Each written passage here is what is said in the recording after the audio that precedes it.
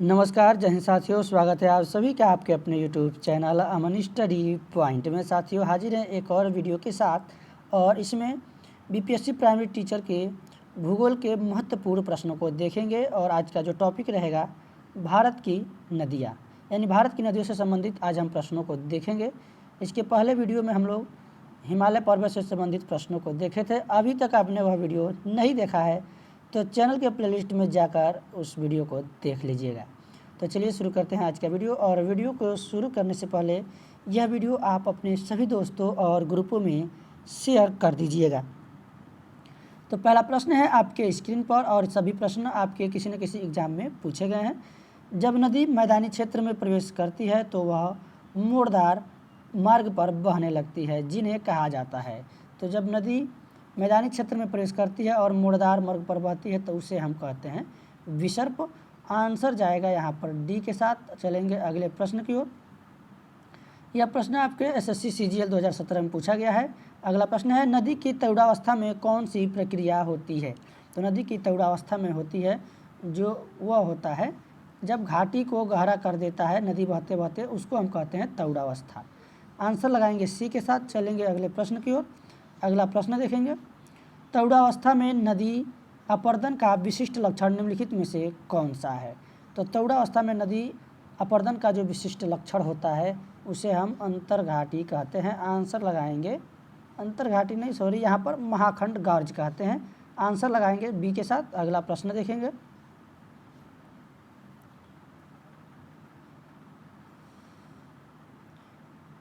किसी नदी की अधिकतम अपर्दनकारी शक्ति का संबंध किसके साथ होता है। तो किसी नदी की अधिकतम अपर्दनकारी शक्ति का जो संबंध होता है वह होता है भी आकार की घाटी के साथ। आंसर लगाएंगे डी के साथ। चलेंगे अगले प्रश्न की ओर। अगला प्रश्न है बाढ़ के दौरान नदी चैनल के किनारों के साथ बने चौड़े एवं नीचे किनारबंदी को क्या कहते हैं। तो जो बाढ़ के दौरान नदी चैनल के किनारों के साथ बने चौड़े का जो नीचे किनारबंदी होता है उसे हम कहते हैं तटबंध, यानी यहाँ पर आंसर लगाएंगे सी के साथ। चलेंगे अगले प्रश्न पर। जल निकास प्रतिमान जिस सहायक नदियाँ लंबवत मिले वह क्या कहलाता है।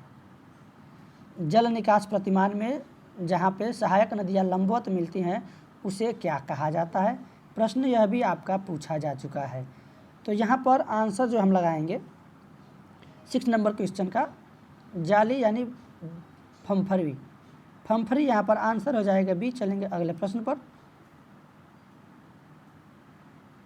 अगला प्रश्न है नदी मार्ग का सोपानी प्रोफाइल क्या है।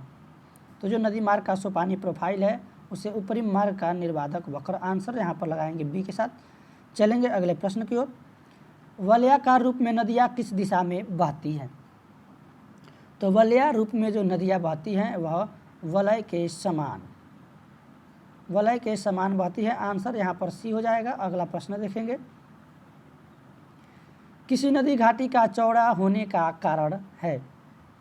तो किसी भी नदी घाटी का चौड़ा होने का जो कारण है वह जो है पार्श्विक अपर्दन भूक्षरण है। आंसर लगाएंगे बी के साथ। चलेंगे अगले प्रश्न की ओर। अगला प्रश्न है एक विस्तृत धारा जहाँ नदी एवं समुद्र के जल एक दूसरे के साथ घुल मिल जाते हैं को कहा जाता है। तो इसको कहा जाता है मुहाना कहा जाता है। आंसर लगाएंगे ए के साथ। चलेंगे अगले प्रश्न की ओर। हिमालय पार की नदियां हैं। जो हिमालय पार की नदियां हैं कौन कौन सी हैं। यहाँ पर इसमें जो है ब्रह्मपुत्र है, सिंधु है और सतलज है, यानी आंसर बी विकल्प में आपको दिखेगा। चलेंगे अगले प्रश्न की ओर। अगला प्रश्न है काली एवं तीस्ता नदियों के बीच हिमालय का कौन सा प्रादेशिक विभाग स्थित है। तो यहाँ पर जो प्रादेशिक विभाग स्थित है नेपाल हिमालय। आंसर लगाएंगे बी के साथ। चलेंगे अगले प्रश्न की ओर। पूरे प्रश्न देखने हैं यहाँ पर, और हम लोग आज पूरे 50 प्रश्न करने वाले हैं। भारत के उत्तरी मैदान 3 प्रमुख नदी प्रणालियों में से बने हैं, जो सिंधु, गंगा और है। तो इसमें एक नदी का नाम बताना है, जो नदी हो जाएगी ब्रह्मपुत्र। भारत के उत्तरी मैदान 3 प्रमुख नदी प्रणालियों से बने हैं, जिसमें सिंधु है, गंगा है और ब्रह्मपुत्र नदी है। आंसर हो जाएगा ए। चलेंगे अगले प्रश्न की ओर। ब्रह्मपुत्र नदी निम्नलिखित में से किस हिमनद से निकलती है। ब्रह्मपुत्र नदी जो है यह निकलती है चियांगुडुंग। आंसर हो जाएगा डी विकल्प। चलेंगे अगले प्रश्न की ओर। निम्नलिखित में से कौन सी नदी को सांगपो भी कहा जाता है? तो सांगपो कहा जाता है ब्रह्मपुत्र नदी को। आंसर लगाएंगे डी के साथ। चलेंगे अगले प्रश्न पर। तिब्बत में किसका पूरा नाम सांगपो है? तो यहाँ पर जो है आंसर हमारा हो जाएगा विकल्प सी, ब्रह्मपुत्र को कहा जाता है। आंसर लगाएंगे सी के साथ। अगला प्रश्न देखेंगे। अरुणाचल प्रदेश में प्रवेश करने पर ब्रह्मपुत्र नदी को किस नाम से संबोधित किया जाता है? तो अरुणाचल प्रदेश में प्रवेश करने पर ब्रह्मपुत्र नदी को दिहांग के नाम से संबोधित किया जाता है। आंसर हो जाएगा बी। चलेंगे अगले प्रश्न की ओर। भारत में यरलुंग सांग्यो नदी को किस नाम से जाना जाता है? तो यहाँ पर भारत में यरलुंग सांग्यो नदी को जाना जाता है ब्रह्मपुत्र नदी के नाम से। सी विकल्प यहाँ पर सही होगा। अगला प्रश्न देखेंगे। निम्नलिखित में से ब्रह्मपुत्र नदी के वैकल्पिक नाम है, यानी इसमें से जो विकल्प में नाम दिए गए हैं कौन से हैं जो ब्रह्मपुत्र के अलग अलग नाम हैं? यहाँ पर जो है ब्रह्मपुत्र नदी को अलग अलग वैकल्पिक नाम से जाना जाता है, जिसमें जमुना, सियांग, यारलुंग, चांगबो, मेघना और तंगस्पो। आंसर हो जाएगा डी। चलेंगे अगले प्रश्न की ओर। किस नदी पर नर-नारायण सेतु का निर्माण किया गया? तो नर-नारायण सेतु का निर्माण किया गया ब्रह्मपुत्र नदी पर। आंसर हो जाएगा विकल्प बी। चलेंगे अगले प्रश्न पर।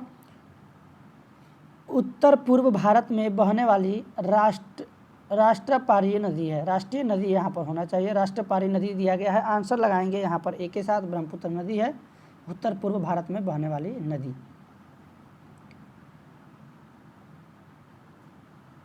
निम्नलिखित में से वह नदी कौन सी है जिसका उद्गम भारतीय क्षेत्र में नहीं है? तो यहाँ पर जो ब्रह्मपुत्र नदी है इसका जो उद्गम स्थल है भारतीय क्षेत्र में नहीं है। आंसर लगाएंगे बी के साथ। चलेंगे अगले प्रश्न पर। हिमालय में ब्रह्मपुत्र नदी उदाहरण है। तो ब्रह्मपुत्र नदी जो है यह पूर्ववर्ती अपवाह का उदाहरण है। आंसर हो जाएगा विकल्प बी। अगले प्रश्न की ओर चलेंगे। यहाँ पर कूट वाला प्रश्न है, थोड़ा सा इसको छोटा कर लेंगे। निम्नलिखित में से कौन सी ब्रह्मपुत्र की सहायक नदी है? यहाँ पर दिबांग है, कमेंग है, लोहित है। नीचे दिए गए कूट का प्रयोग सही उत्तर में चुनिए। तो यहाँ पर अगर बात करें आंसर की, तो ये जो तीनों नदियाँ हैं दिबांग, कमेंग और लोहित, तीनों ब्रह्मपुत्र की सहायक नदियाँ हैं, इसलिए आंसर हमारा हो जाएगा विकल्प डी। तो इस प्रकार के कूट वाले प्रश्न घुमाकर पूछे जाते हैं। आईएएस के प्री एग्जाम में यह प्रश्न पूछा गया है। अगला प्रश्न देखेंगे। ब्रह्मपुत्र नदी की निम्नलिखित सहायक नदियों पर विचार कीजिए। लोहित, तीस्ता, सुबनसिरी, संकोश। उपरोक्त नदियों की पश्चिम से पूरब की ओर क्रमबद्ध कीजिए, यानी इनके जो पूरब से पश्चिम का क्रम है, पश्चिम से पूरब का क्रम है, उसके हिसाब से आंसर बताना है। तो यहाँ पर देखेंगे प्रश्न को।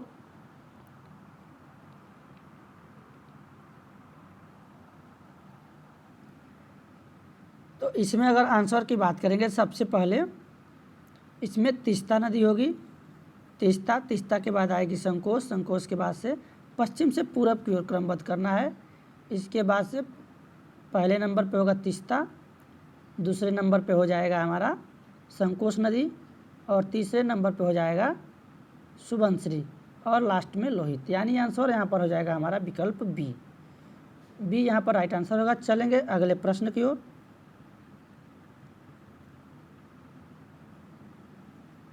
अगला प्रश्न है आपकी स्क्रीन पर। कपिली जिसकी सहायक नदी है वह है, यानी जो कपिली नदी है यह किसकी सहायक नदी है? यह ब्रह्मपुत्र नदी की सहायक नदी है। आंसर जाएगा डी के साथ। चलेंगे अगले प्रश्न की ओर। मानस नदी किस नदी की उपनदी है? तो मानस नदी जो है यह ब्रह्मपुत्र नदी की उपनदी है। आंसर जाएगा डी के साथ। चलेंगे अगले प्रश्न की ओर। भारत के निम्नलिखित नदी बेसिनों में से किसकी वार्षिकी जललब्धि अधिकतम है? तो यहाँ पर जो ब्रह्मपुत्र नदी है यह भारत में निम्नलिखित नदी बेसिनों में से वार्षिकी जललब्धि जो है अधिकतम है। ए विकल्प यहाँ पर सही हो जाएगा। अगला प्रश्न है। तिब्बत में उत्पत्ति करने वाली ब्रह्मपुत्र, इरावदी और मैकांग नदियाँ अपने ऊपरी पार्टों में संकीर्ण और समांतर पर्वत श्रेणियों से होकर प्रवाहित होती है। इन नदियों में ब्रह्मपुत्र भारत में प्रविष्ट होने से ठीक पहले अपने प्रवाह में एक यू टर्न लेती है। यू टर्न क्यों बनता है? अब यहाँ पर विकल्प है यू टर्न बनने का कारण बताना है। भूवैज्ञानिकीय तरुण हिमालय के अक्षसंघीय नमन के कारण। तो यहाँ पर अगर इस प्रश्न की हम बात करें तिब्बत में उत्पत्ति पाने वाली ब्रह्मपुत्र, इरावदी और मेकांग नदियों के बारे में, तो यहाँ पर जो राइट आंसर हो जाएगा हमारा ए के साथ भूवैज्ञानिकीय तरुण हिमालय के अंशसंघीय नमन के कारण। IAS प्री में यह प्रश्न पूछा गया है।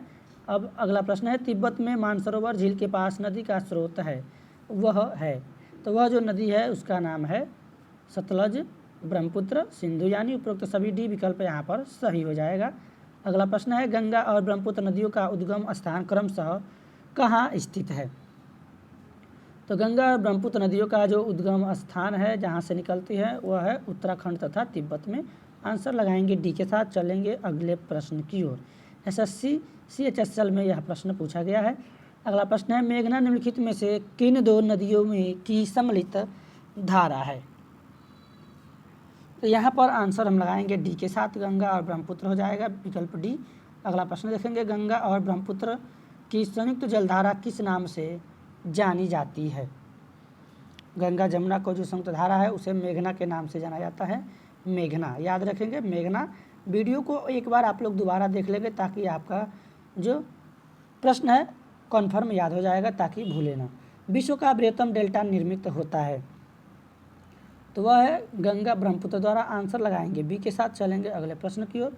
अगला प्रश्न है आपके स्क्रीन पर विश्व में सबसे बड़ा डेल्टा है, तो विश्व का जो सबसे बड़ा डेल्टा है यहाँ पर गंगा ब्रह्मपुत्र डेल्टा। ए के साथ आंसर लगाएंगे। चलेंगे अगले प्रश्न पर।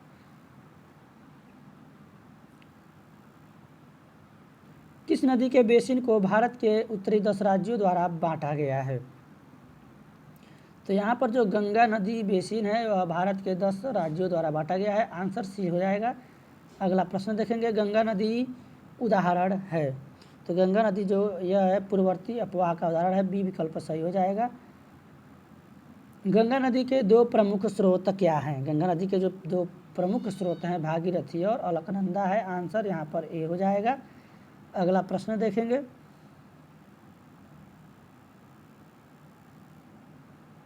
भागीरथी और अलकनंदा का संगम कहाँ पर होता है? तो भागीरथी और अलकनंदा का जो संगम होता है देवप्रयाग में होता है। आंसर ए हो जाएगा। अगला प्रश्न देखेंगे कहाँ पर भागीरथी और अलकनंदा नदी के मिलने से गंगा बनती है? तब यहाँ पर जो गंगा बनती है वह देवप्रयाग में बनती है। अभी यह प्रश्न हमने ऊपर देखा, इसी से संबंधित था। देवप्रयाग कहाँ पर मिलती है? अलकनंदा में, और जहाँ पर मिलती है तो वहीं पर गंगा बनती है। तो यहाँ पर चलेंगे अगले प्रश्न की ओर। गंगा नदी का अधिकांश भाग भारत के किस राज्य से होकर बहता है? तो गंगा नदी का जो अधिकांश भाग है वह उत्तराखंड और यूपी से होकर बहता है। आंसर हो जाएगा विकल्प सी। और चलेंगे अगले प्रश्न की ओर। गंगा नौगम्य है, गंगा नौगम्य जो है यह है इलाहाबाद और हल्दिया के बीच में। आंसर हो जाएगा विकल्प डी। अगला प्रश्न देखेंगे निम्न में से कौन सी नदी गंगा की सहायक नदियों में से नहीं है? तो आंसर की बात करेंगे यहाँ पर गोमती नदी सहायक नदी है, दामोदर नदी सहायक नदी है, कोसी नदी भी सहायक नदी है, जबकि यहाँ पर सतलज नदी यह गंगा की सहायक नदी में से नहीं है। आंसर हो जाएगा डी।